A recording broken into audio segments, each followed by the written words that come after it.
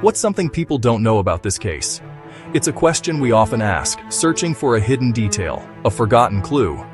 But in this story, the answer isn't just a piece of information, it's an event. A moment frozen in time, that shattered the silence of a long and painful mystery. It begins not in a sterile interrogation room or a bustling police precinct, but on the quiet tree-lined street of a neighborhood that believed it had already mourned its losses and moved on. A place where the rhythms of daily life, lawnmowers on a Saturday, children's laughter in the afternoon, the soft glow of porch lights at dusk, had created a fragile sense of peace.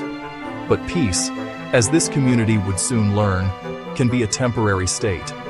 Because sometimes the past doesn't just whisper, it arrives unannounced, knocking on your front door. A single knock at a stranger's door ended a 4-year mystery.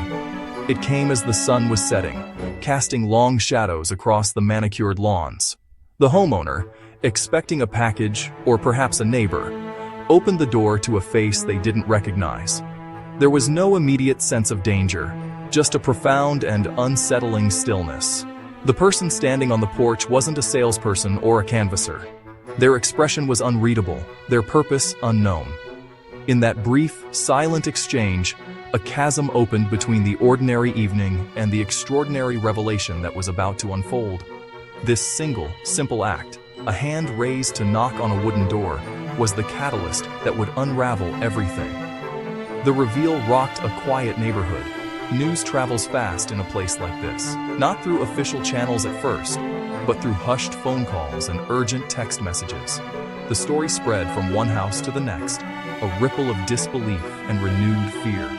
The carefully constructed tranquility of the community was fractured. Suddenly, the house at the end of the block was no longer just a house. It was the epicenter of a story everyone thought had concluded. Old anxieties, long buried, resurfaced. Parents held their children a little closer. The familiar sight of a neighbor's home became a source of intense speculation and a stark reminder that some secrets don't stay buried forever. They lie dormant, waiting for the right person to come along and unearth them. It started as another cold case. 4 years prior, a young man named Daniel Miller vanished. He wasn't a troubled kid or a drifter. He was a fixture in the community. A son, a friend, a recent college graduate with plans for the future. One Tuesday, he left for his job at a local architecture firm and was never seen again. His car was found a week later in a parking lot, 2 towns over, clean, locked, and offering no clues. There were no signs of a struggle, no ransom note, no suspicious activity in his bank accounts. He had simply ceased to exist. The initial investigation was intense, a flurry of search parties, media appeals, and hundreds of interviews. But every lead dried up. Every theory led to a dead end. Families held out hope. For Daniel's mother, Sarah, hope became a daily act of defiance against despair. She kept his room exactly as he had left it, a shrine to a life interrupted. For months, then years, she met with detectives, organized vigils, and spoke to any reporter who would listen, her voice steady even as her eyes betrayed a grief that never subsided. She refused to let her son become just another face on a cold case file. She believed with every fiber of her being that someone out there knew something, that one day there would be an answer. It was a hope that sustained her through 4 silent years, a quiet, burning ember in the darkness of the unknown. Detectives stalled. The lead investigator, Detective Harding, called it the most frustrating case of his career. The file grew thicker with negatives. No witnesses, no forensics, no motive. They chased down every rumor, from whispers of a secret debt to theories of a new life started elsewhere. Nothing stuck. The case was a perfect vacuum. As months turned into years, new cases demanded their attention. Resources were reallocated. The Miller case was never officially closed, but it was moved from the active board to the cold case archives, a purgatory for mysteries deemed unsolvable. For the department, it was a painful but necessary reality of the job. For Harding, it was a personal failure that haunted him. Life moved on. The yellow ribbons tied around oak trees eventually frayed and were taken down. The missing posters faded in the sun and peeled away. The neighborhood, once on high alert, slowly returned to its routines. The tragedy of Daniel Miller became a sad story, told less and less often, a piece of local history.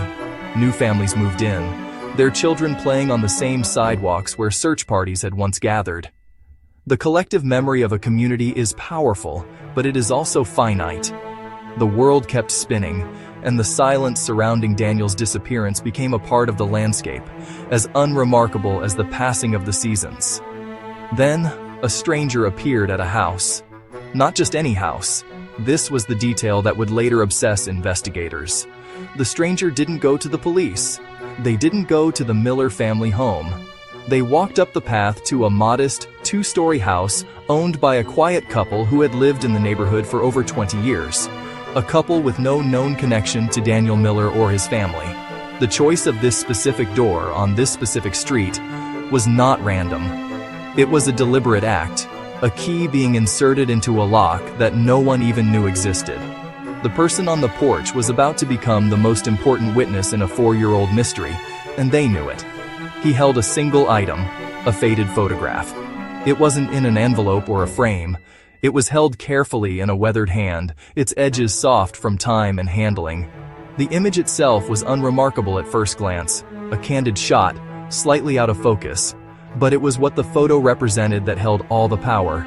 It was a tangible link to the past, a piece of physical evidence in a case that had none. For 4 years, the story of Daniel Miller had been a ghost, an abstraction built on memory and speculation. This photograph was real. It was something you could hold, something you could examine, and it was about to change the entire investigation. That photo tied together two people who'd never met. The homeowner looked from the stranger's face to the image in their hand. And in that moment, a connection was made. A connection that defied logic. On one side, the family of a missing man. On the other, a quiet resident of the same town who had never crossed their path. Two separate lives, running on parallel tracks, were now irrevocably linked by this single, creased piece of photo paper. The image served as a bridge across a 4-year divide, connecting the known to the unknown, the victim to a secret that had been kept for far too long. And it tied to a timeline no one suspected.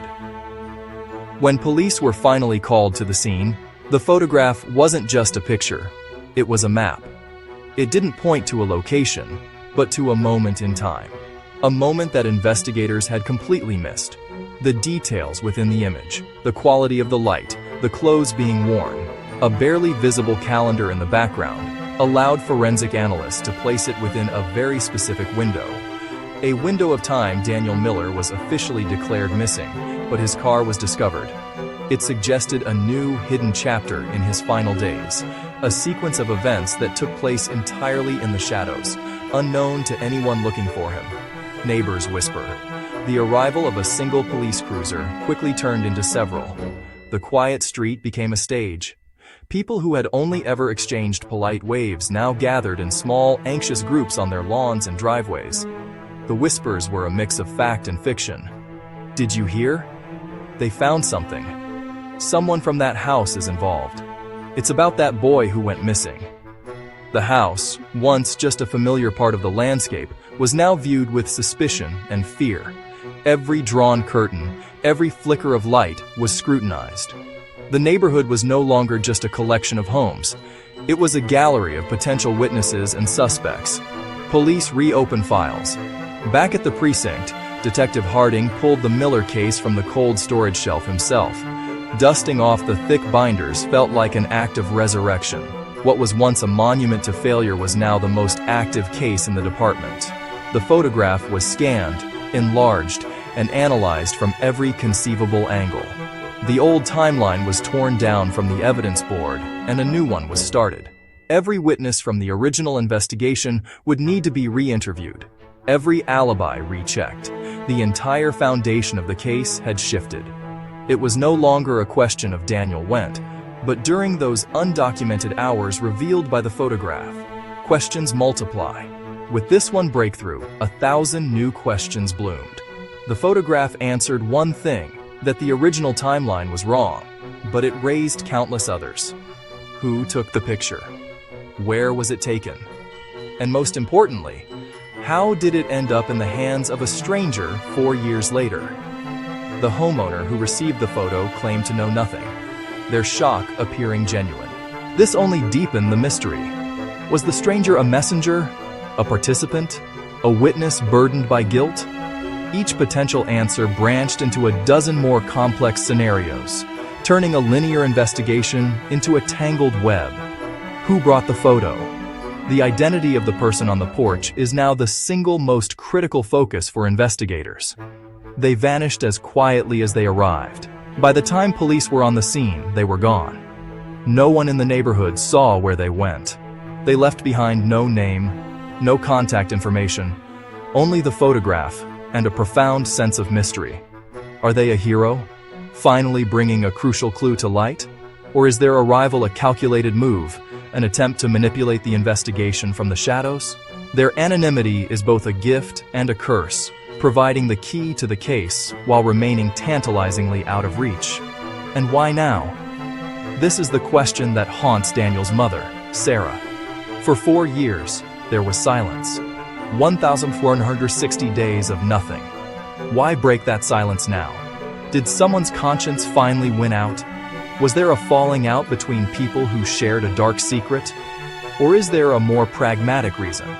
Perhaps a statute of limitations is approaching for a lesser crime, or someone feels the passage of time has made it safe to come forward. The timing feels deliberate, not accidental. It suggests that the person who held this secret for so long has been waiting, watching, and has chosen this exact moment to change the game. We dug into what this means for investigators. This single piece of evidence forces a complete strategic reset.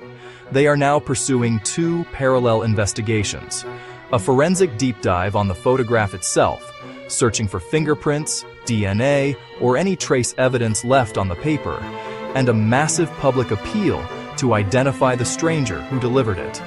They are re-examining every person who lived on that street 4 years ago, looking for a previously unknown link to Daniel Miller. Every theory, no matter how far-fetched it seemed before, is back on the table. The case has been blown wide open, and for the first time in years, there is a tangible path forward. And for a family still waiting for answers. For Sarah Miller, this news is a double-edged sword. It brings a surge of hope, the first real hope she has felt in years. But it also brings a fresh wave of pain, reopening wounds that had only just begun to scar over. The silence was agonizing, but it was a familiar agony. This new development is volatile and uncertain. It could lead to the truth she has desperately prayed for, or it could lead to a more devastating heartbreak. She now waits again. But this time, the waiting is different. It is charged with possibility, with the terrifying and beautiful prospect that after 4 long years, she might finally learn what happened to her son. The investigation is moving quickly, and the next 48 hours could be critical. Stay with us for updates as we follow every turn in this developing story.